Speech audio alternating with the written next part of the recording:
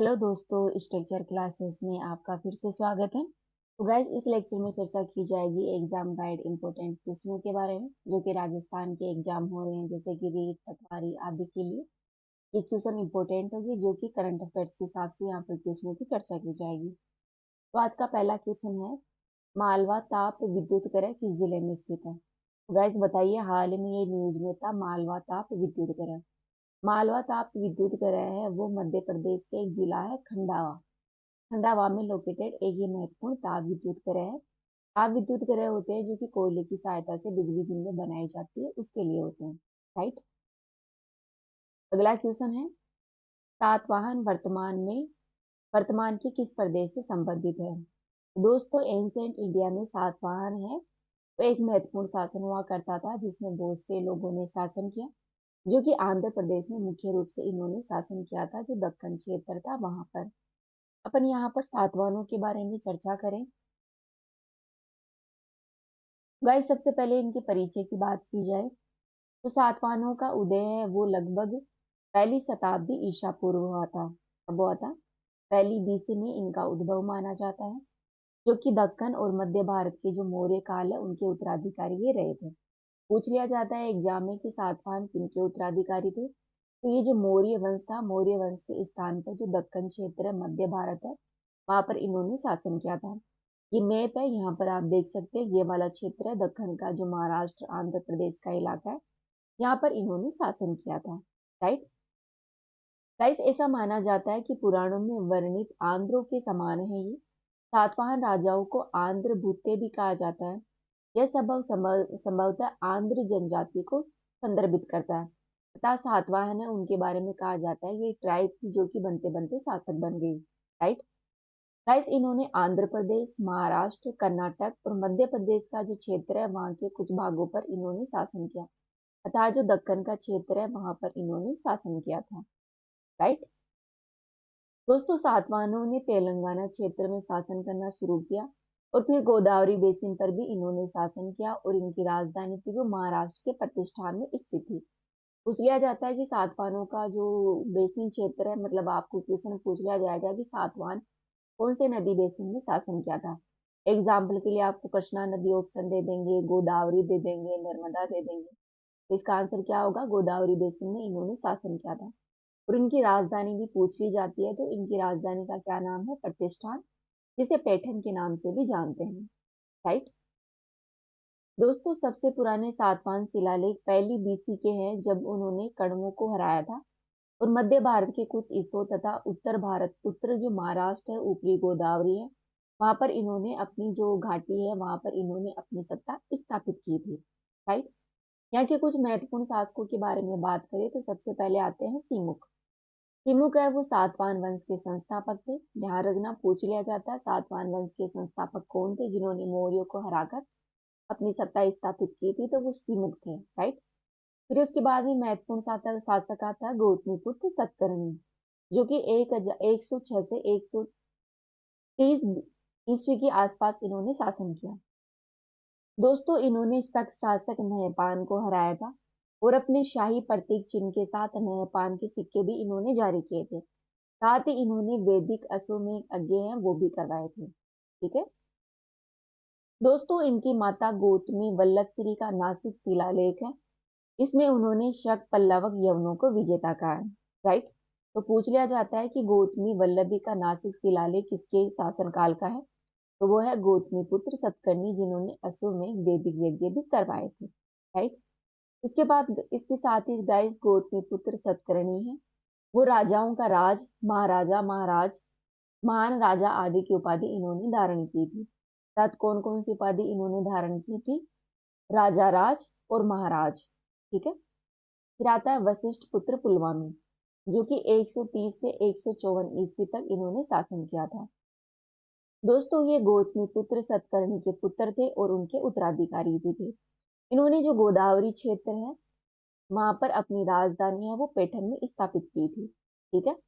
तो पूछ लिया जाए कि सातवाहनों की राजधानी प्रतिष्ठान पैठन किसने बसाई थी, तो वो बसाई थी वशिष्ठ पुत्र पुलवामी ने। राइट। फिर आता है यज्ञ श्री सतकर्णी। इनका टाइम रहा 165 से 194 ईस्वी के आसपास। दोस्तों वह वशिष्ठ पुत्र सतकर्णी का भाई था और अंतिम महत्वपूर्ण सातवाहन शासक माना जाता है। इसने उत्तरी कोंकण क्षेत्र और मालवा में जो शक शासक थे उनको उनसे अपनी सत्ता है वो हासिल की। दोस्तों इनको जहाज की विशिष्ट आकृति वाले सिक्के इन्होंने जारी किए थे। इसके दौरान विदेशी व्यापार है वो भी फला फूला था। तो पूछ लिया जाए कि कौन सा शासक है, सातवाहन शासक है जिन्होंने जहाजों की विशिष्ट आकृति के सिक्के जारी किए थे जिसके कारण विदेशी व्यापार को बढ़ावा मिला था। तो वो थे याज्ञश्री सतकर्णी। राइट। फिर आता है नेक्स्ट राजा हाल के बारे में। दोस्तों राजा हाल है जिन्होंने गाथा सप्तसाही लिखी थी प्राकृत भाषा में। ये पूछ लिया जाता है कि गाथा सप्तसाई है वो किस शासक ने लिखी थी। वो सातवाहन शासक ने लिखी थी और जिनका नाम है राजा हाल और ये प्राकृत भाषा में लिखी गई थी। Right. It is very important, ये पूछ लिया जाता है। इसमें 700 प्रेम से संबंधित कविताएं हैं वो इसमें संग्रहित की गई हैं। राइट। तो इस तरह हमने जाना सातवाहन शासक के बारे में। राइट। अपना अगला क्वेश्चन है, वल्लभी विश्वविद्यालय कहाँ स्थित है। तो दोस्तों वल्लभी है वो गुजरात में स्थित है, जो कि जैन जो धर्म है वहाँ का ये प्रसिद्ध क्षेत्र है। तो ये गुजरात में स्थित एक महत्वपूर्ण विश्वविद्यालय है। अगला क्वेश्चन है, निम्नांकित में से कौन सा मूल अधिकार नहीं है। तो बताइए गाइज, यहाँ पर अधिकार दे रखे हैं, इनमें से कौन सा फंडामेंटल राइट नहीं है। तो जो संपत्ति का अधिकार है वो फंडामेंटल राइट नहीं है। गाइज जब अपना ये संविधान बना था उस समय जो संपत्ति का अधिकार था इसे फंडामेंटल राइट का दर्जा दिया गया था। लेकिन बाद में इस दर्जे को समाप्त कर दिया गया जब भूमि जो संशोधन भूमि सुधार किए गए थे। उस समय जब जमींदारों के पास जमीन लेकर किसानों को दी गई तो जो भूमि संबंधी अधिकार थे उस समय इसे खत्म कर दिया गया मौलिक अधिकार के रूप में। वर्तमान में यह अधिकार है एक कानूनी अधिकार है। राइट। मौलिक अधिकार नहीं है, ये एक तरह का कानूनी अधिकार है, विधिक अधिकार है। हालांकि इसका संविधान में अभी भी उल्लेख है लेकिन मौलिक अधिकारों से इसे हटा दिया गया है। राइट। शुरू में 7 मौलिक अधिकार हुआ करते थे, समानता का अधिकार, संपत्ति का अधिकार, शोषण के विरुद्ध अधिकार, धार्मिक स्वतंत्रता का अधिकार आदि तरह के अधिकार थे। वर्तमान में 6 अधिकार ही बचे हैं जिसमें संपत्ति के अधिकार को समाप्त कर दिया गया है। राइट। दोस्तों मौलिक अधिकार है वो संविधान के भाग 3 में आते हैं, ध्यान रखना। ना अगला क्वेश्चन है,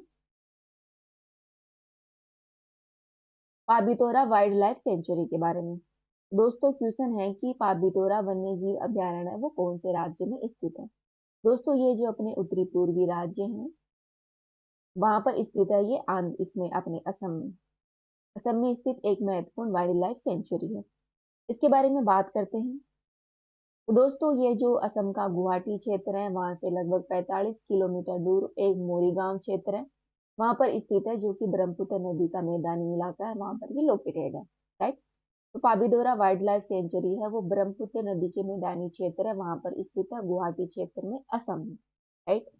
दोस्तों यह लगभग 16 वर्ग किलोमीटर क्षेत्र में फैला हुआ है। यहाँ पर 90 से ज्यादा आप गेंडों को देख सकते हैं, राइनो का ये आवास स्थल है। राइट। गौरतलब है कि इतने कम क्षेत्र में 90 से ज्यादा जो राइनो है वो इस अभ्यारण्य में मिलते हैं और कहीं नहीं मिलते हैं। मतलब जो उच्चतम जनसंख्या घनत्व है राइनो की वो पूरे विश्व में पाबीतोरा वाइल्ड लाइफ सेंचुरी में मिलती है और कहीं नहीं मिलती है। राइट। ध्यान रखना, घनत्व के आधार पर सबसे ज्यादा गेंडे हैं, राइनो है वो पाबीतोरा वाइल्ड लाइफ सेंचुरी में मिलते हैं। इसके अलावा यहाँ पर तेंदुआ, फिशिंग कैट, जंगली बिल्ली, जंगली भैंसे, जंगली सुअर, चीनी पेंगोलिन, ध्यान रखना यहाँ पर चीनी पेंगोलिन है वो भी यहाँ पर पाई जाती है। जैसे ये स्तनधारी जीव है वो मुख्य रूप से इस वाइल्ड लाइफ सेंचुरी में पाए जाते हैं। दोस्तों सर्दियों में यह क्षेत्र है वो पक्षियों के लिए स्वर्ग माना जाता है। यहाँ पर हजारों जलप्रपात, आर्द्र भूमि का रोमांचित क्षेत्र आप यहाँ पर देख सकते हैं। पाबीतोरा को 3 अलग अलग श्रेणियों में विभाजित किया जा सकता है। इसमें वन, घास के मैदान और जल निकाय तीनों क्षेत्र शामिल हैं। राइट। यहाँ पर वन भी है, फॉरेस्ट भी है, घास के मैदान भी है, जल निकाय भी है। मुख्य रूप से ब्रह्मपुत्र नदी यहाँ से बहती है। तो इस तरह अपन ने चर्चा की पाबीतोरा वाइल्ड लाइफ सेंचुरी के बारे में और आज का वीडियो यहीं पर खत्म होता है। तो अभी के लिए इतना ही। Thank you.